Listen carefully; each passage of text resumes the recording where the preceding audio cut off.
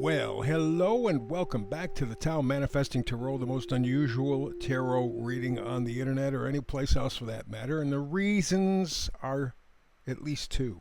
One, I want to be different because I want to add insight. I want to make tarot accessible to you in a meaningful way. I've done tarot for over 20 years, found out it doesn't, at least from my point of view, doesn't predict a damn thing.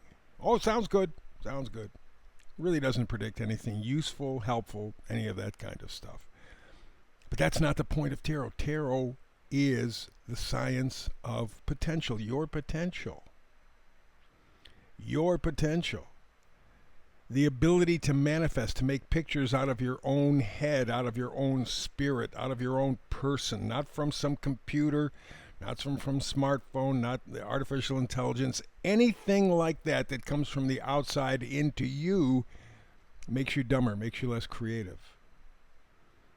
There are, to my knowledge, at least a half a dozen studies over the past 20, maybe 30 years as memory holds. It doesn't really very much anymore. But anyway, over a period of time, they've shown that the more you interact with this technology, the dumber that you get. So I want to take the opportunity to say, okay, I realize there's kind of a deficit here in dealing with this stuff. So I want to maximize your time. I want to maximize the benefit. Tarot is the science of potential. But I add to the tarot something I've done for 50 years. Tarot for 20, astrology, numerology for 50. And astrology, numerology, believe it or not, have some predictive qualities because they're the science of cycles, within cycles, within cycles, within cycles. It's extremely complicated. I've never, ever seen an astrologer be able to break through that cyclical trap.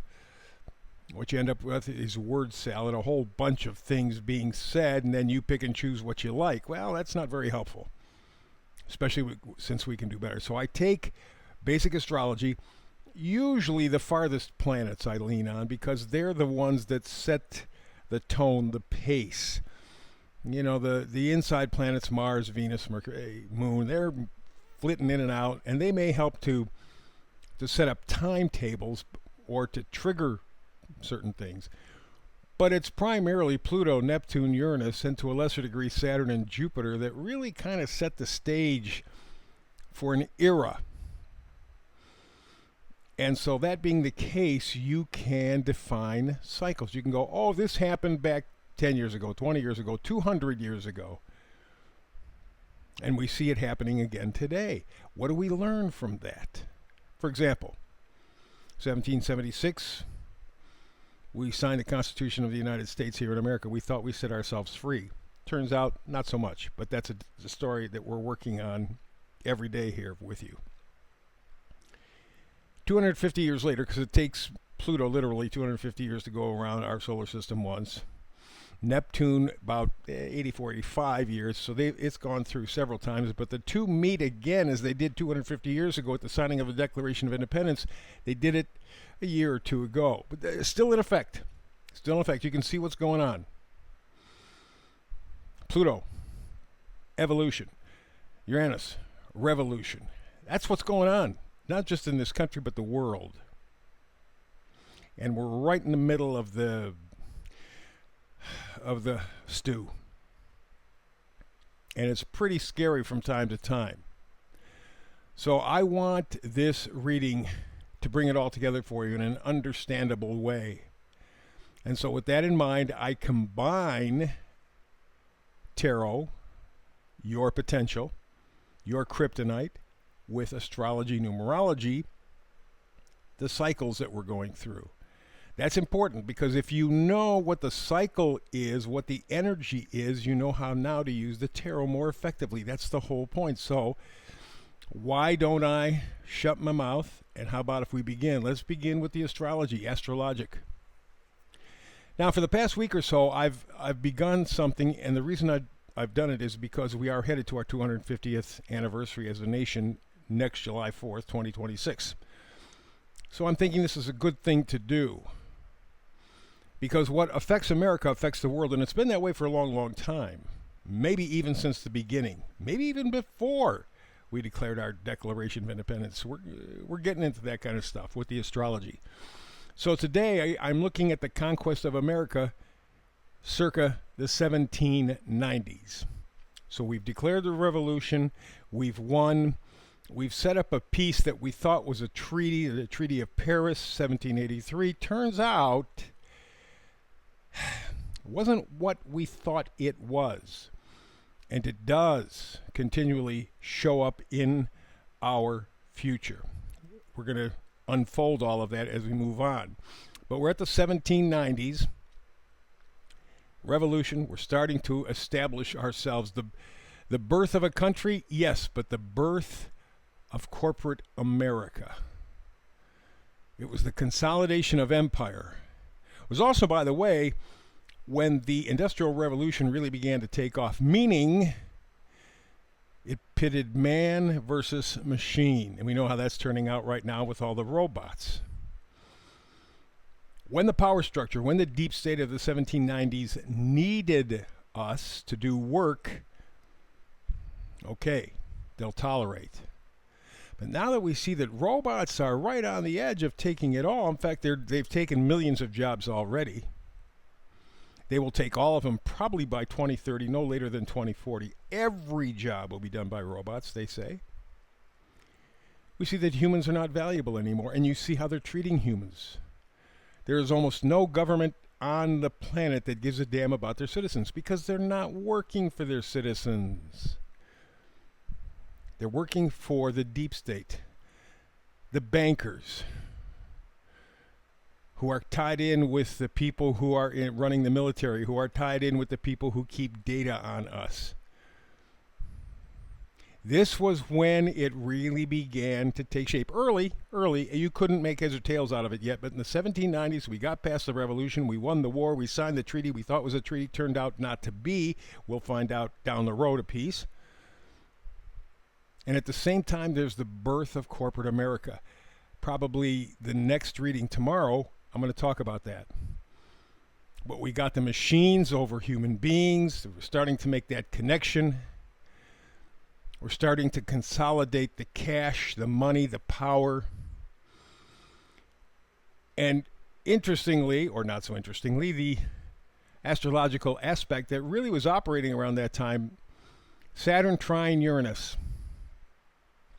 I believe in earth signs. So what they were doing was jumping forward. Uranus wants to go forward fast. Go, go, go, go, go. Saturn says, wait a minute, let's slow it down.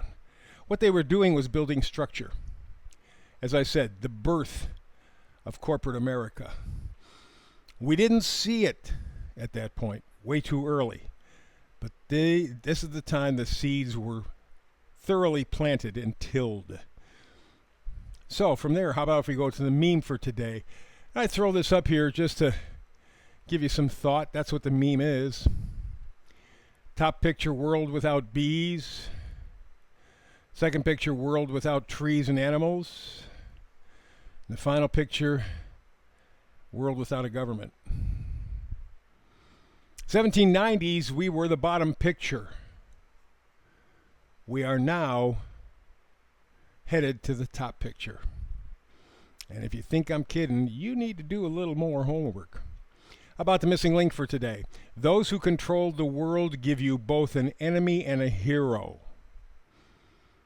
They have them work off one another to keep you distracted, to keep you loyal. Green, red pill, blue pill, Democrat, Republican, man, woman, black, white. That's what they do. That's the game. Here, keep fighting, keep fighting.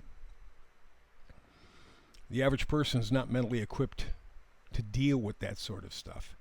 And that's why at the beginning of this reading, you saw the title for today's tarot reading.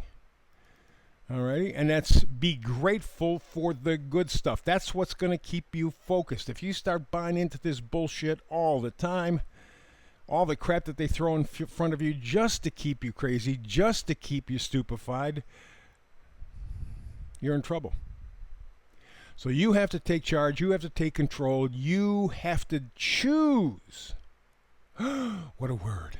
You have to choose to be grateful for the good stuff. Otherwise, they are playing you like a fiddle, and you're too damn stupid to pick it up. Or a coward, and you don't want to hear about it. Let's go over to the tarot stuff. We begin with the Five of Wands. I was just talking about it. They want to keep us fighting. Five of Wands. Keep beating each other up. Oh, it's pettiness. It's squabbles. It's bullshit. Doesn't mean anything. We should focus on our common humanity. What brings us all together? What do we want? We want a safe place. We want a job that gives us meaning and purpose in our life, helps feed our lives. We want to have a happy family if that's possible. You don't need a new car. You don't need a new house. You don't need more shoes. You don't need more clothes. You don't need to be famous or good. You don't need that. But boy, they keep churning it up and we keep biting all the time. Pettiness, squabbles. Let's move on to the Nine of Wands. Wands are positivity, excitement, enthusiasm, energy. We see that in the Five of Wands. A lot of energy wasted on nothing. Nine of Wands says, I see you. I see the game. I'm done. I'm going to have the courage and the stamina to direct my life, to go after what's really valuable, what's really important. Not what you tell me, but what really serves to make me a happier, better, more peaceful human being. And the final card is the Hangman. To do that, you have to sacrifice. You got to sacrifice the bullshit that you've been taught. You got to get uncomfortable with people lying to you. Right now, we're comfortable with people lying to us. We have to flip the script. Got to let go. Let me think for myself. Let me choose enough of the wasted energy. Let me decide that I'm going to stay the course. I'm going to pay attention to what I know makes me a happier, better, more peaceful human being. But that means I have to got to stand on my head because, boy, they have brainwashed us to the nth degree.